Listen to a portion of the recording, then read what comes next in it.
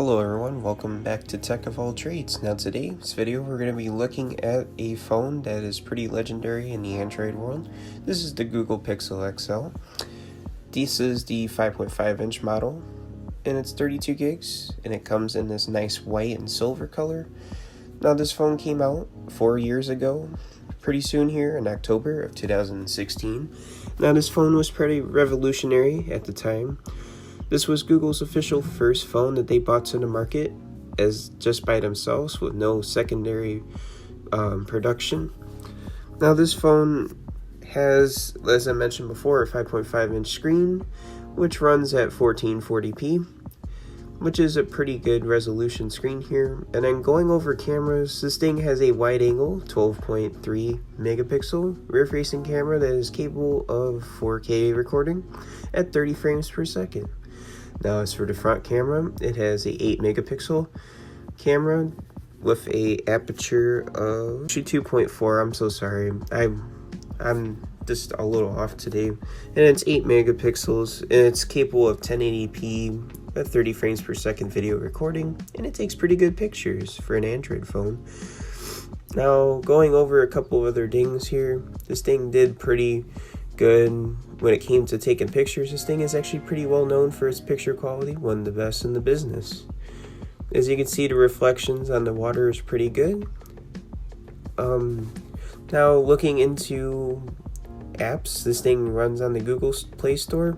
So this thing has all the apps you need, and you can also download third-party apps online as well with APK files. Now going over the interface, this thing is pretty good, running Android 10. This thing originally came with Android 7.1 Nougat, and unfortunately this thing is stuck on Android 10 just because the fact that it's nearing the 4-year mark, and that's about the year span that Google actually has updates on their phones until. As for video quality, as mentioned before, this can play 1440p just because of the screen resolution. And it's a OLED type panel, and it does pretty well. I would say still better than most phones out there. The only downside is, again, with the screens on most Android phones, they are well known to get screen burn-in, but this one doesn't have it too bad. Sometimes it has a little ghosting with the 3 buttons on the bottom. Another cool feature, on most Androids you can multitask, which is cool, especially with YouTube. You can have a little box in the corner and then you could be web browsing or something else. Now this one in particular has 32 gigs of storage, and unfortunately with Google phones you cannot have a micro SD as with most Android phones.